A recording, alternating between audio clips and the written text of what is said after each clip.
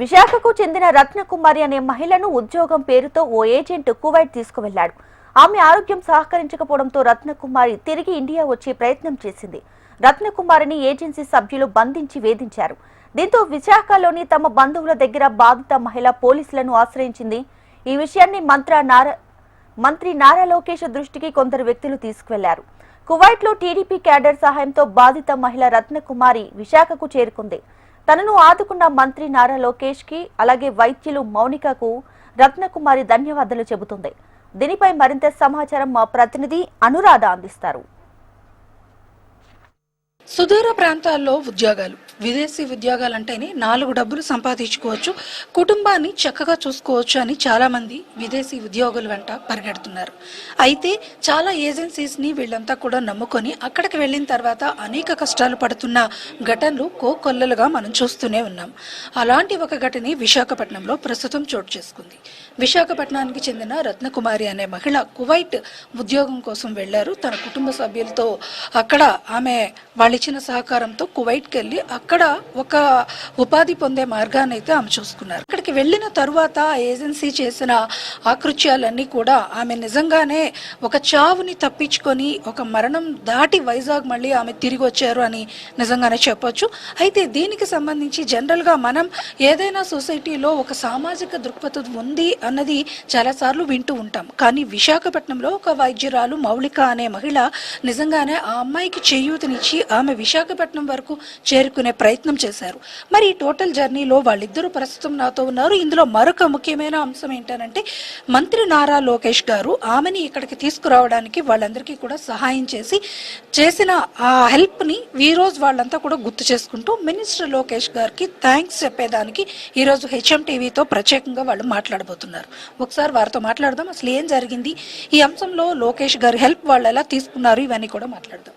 అమ్మా, అసలు మీరు కువైట్ ఎందుకు వెళ్లాల్సి వచ్చింది, అలాగే మీకు అక్కడ జరిగిన ఇబ్బందులు ఏంటి, మీరు ఎలా ఇక్కడ దాకా చేరుకున్నారు? నేను కువైట్ ఉపాధి కోసమే వెళ్ళాను మేడం గారండి. మా 2 పిల్లలు అనమాట. వాళ్ళని పెంచుకోవడానికి నేను పనికి వెళ్ళాను. అక్కడికి వెళ్ళిన తర్వాత చాలా కష్టాలు పడ్డాను మేడం గారండి. నిజంగా పడిన తర్వాత ఒక నెల 15 ఇంట్లో, ఒక 6 నెలల ఇంట్లో, అలాగా ఒక 5-6 ఇల్లులు మారాను. అయినా సరే ఓపికగా చేసుకుందాం, మా పిల్లలు పెంచుకోవాలి కదా అనేసి నేను వెళ్ళడం జరిగిందండి. ఆ తర్వాత లాస్ట్లోను ఇంటికి వెళ్ళిన తర్వాత అక్కడికి ఇవన్నీ చేసిన ఇల్లుల మీద లాస్ట్లో ఇల్లులు బాగా కష్టమైపోయిందండి. లాస్ట్ ఇల్లులు కష్టమైపోతే చాలా నీరసం వచ్చేసి బాగా సిక్ అయిపోయానండి. సిక్ అయిపోవడం జరిగిన తర్వాత మా పిల్లలకి ఫోన్ చేయడం జరిగింది. మా పిల్లలు ఏమొచ్చి కమిషనర్ ఆఫీస్కి వెళ్తే జరుగుతుంది అనేసి వెళ్ళారండి. కమిషనర్ గారు ఆఫీస్కి వెళ్ళిన తర్వాత మౌనిత మేడం గారు, అక్కడ డాక్టర్ మౌనిత మేడం గారు ఉన్నారు. ఆ మేడం గారు ఏమొచ్చి అక్కడ కూర్చుని ఉన్నారంటండి. కూర్చుని ఉంటే మళ్ళీ మా పిల్లలు వాళ్ళకి చెప్తున్నారనమాట. కమిషనర్ గారికి ఎక్స్ప్లెయిన్ చేస్తుంటే మేడం గారు విని ఏంటి మా సమస్య ఏంటని మా పాపని అడగడం జరిగిందండి. మేడం గారు జరిగితే నేను అప్పుడు వెంటనే మేడం గారు లోకేష్ అన్న గారికి ఫోన్ చేసి మాకు మొత్తం కోవిడ్లో ఎంతమంది ఉన్నారో వాళ్ళందరి సహాయంతో నేను ఇక్కడికి ఇండియా చేరుకోగలిగానండి. ఉద్యోగాల కోసము, ఉపాధి కోసము ఇలాంటి సుదూర ప్రాంతాలకి చాలా ఏజెన్సీస్ నమ్మి వెళ్తున్నారు. కానీ అక్కడ ఏదో ఒక ఇబ్బంది పడుతున్న ఘటన అంటే అన్ని అనలేం, కానీ చాలా వరకు అలాంటివి జరుగుతున్నాయి. సో ఇలాంటప్పుడు తెలుసు, అందరికీ చాలా మందికి ఈ విషయాలు తెలుసు. కానీ మీరు వెళ్ళారు కదా, మరి ఆ ఏజెన్సీ నుంచి మీకు ఎలాంటి ప్రాబ్లం అయిందో, మళ్ళీ మీరు తిరిగి రావడానికి మినిస్టర్ లోకేష్ గారు సాయం చేశారని అంటున్నారు మేడం గారి ద్వారా. సో ఇదంతా మీకు ఎలా అనిపిస్తుంది? చాలా గర్వంగా ఉందండి నిజంగానే. మేడం గారు వల్ల లోకేష్ అన్న గారు అసలు యాక్షన్ తీసుకోవడం, అంత పెద్ద వ్యక్తి యాక్షన్ తీసుకోవడం అంటే మరి నేను ఎంత అండి, అసలు వాళ్ళ ముందు నేను ఎంత అండి, నేను అసలు కనిపిస్తాను, అసలు ఎక్కడ కూడా కనిపించను అనమాట నేను. మరి మీరు ఇక్కడ చేరుకునే దానికి చాలా డబ్బులు కూడా ఏజెన్సీ డిమాండ్ చేసింది. ఆ డబ్బులను కూడా రాష్ట్ర ప్రభుత్వం కట్టి మిమ్మల్ని ఇక్కడ దాకా తీసుకొచ్చారని అన్నారు. ఇదంతా చాలా పెద్ద ప్రాసెస్. మేడం చెప్పండి, నిజంగానే ఒక మానవతా దృక్పథం, ఒక హెల్పింగ్ హ్యాండ్ అన్నది ఇస్తే ఎంతమంది లైఫ్స్ సేవ్ చేయొచ్చు, ఎన్ని కుటుంబాలని రెస్క్యూ చేయొచ్చు అనే దానికి ఈరోజు మీరు చేసిన ఈ చిన్న సాయం వాళ్ళ కుటుంబంలో ఒక వెలుగుని నింపిందని చెప్పాలి. సో మినిస్టర్ లోకేష్ గారి స్పందన కూడా ఇక్కడ మనం ఖచ్చితంగా మాట్లాడుకోవాల్సిన అంశమే. ఎందుకనంటే ఏదో ఒక చిన్న విషయం వైజాగ్లో అని వదిలేయకుండా మీరు చెప్పిన వెంబటనే అక్కడి నుంచి అది మన రాష్ట్ర ప్రభుత్వం తరపు నుంచి ఒక దీనిగా తీసుకుని వాళ్ళు ఇక్కడ దాకా తీసుకొచ్చారు. సో ఓవరాల్గా మీరేం చెప్పాలి? యాక్చువల్గా this is a process of 23 days అండి.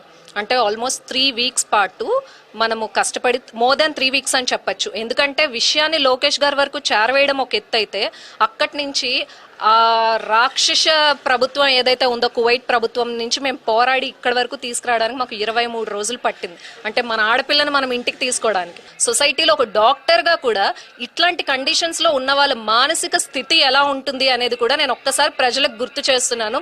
ఆవిడ బెడ్ రిడన్ అయిపోయి మంచాన పట్టి నేను ఇంక ఇండియా పోలేను, నా రాష్ట్రానికి పోలేను, నా బిడ్డల్ని చూడలేను, నా జీవితం ఇక్కడతో అయిపోయింది అన్న స్టేజ్లో కూడా రాష్ట్ర ప్రభుత్వం ముందుకొచ్చి ఖర్చులు పెట్టుకొని ఫ్లైట్ టికెట్ వేసి అన్నిటికంటే ముఖ్యం ఫస్ట్ ఫుడ్ పెట్టారండి. మన ఆడపిడ్డకి వేరే దేశంలో ఫుడ్ కూడా లేదండి, అది కూడా ఒక ముస్లిం డామినేషన్ ఉన్న కంట్రీలో.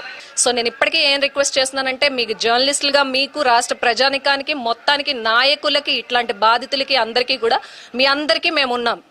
We will bring you back safely. We will bring all of you safely. చాలా మంది చాలా మా ఉద్యోగాల కోసం ఉపాధి కోసం వేరే ఊర్లు వెళ్తున్నామని వెళ్తున్నారు కదా, వాళ్ళకి మీరు ఏం సలహా చెప్తారు ఓవరాల్గా? దయచేసి అమ్మ మీరు ఎవరు కూడా విదేశాలు వెళ్ళకూడదని నేను చెప్తున్నానండి, ఇదే కోరుకుంటున్నాను మేడం గారు నిజంగానే. సో ఓవరాల్గా రాష్ట్ర ప్రభుత్వం తరపు నుంచి మీకు అందిన సాయం మీద మీ స్పందన? మాకు అంటే ఉపాధి కల్పిస్తారని నా ఆశ మేడం గారండి. నాకు 2 పిల్లలు ఉన్నారు, కొంచెం అప్పులు కూడా ఉన్నాయి. నాకు ఉపాధి కల్పిస్తారని నేను కోరుకుంటున్నాను. థ్యాంక్స్ లోకేష్ అన్న గారు.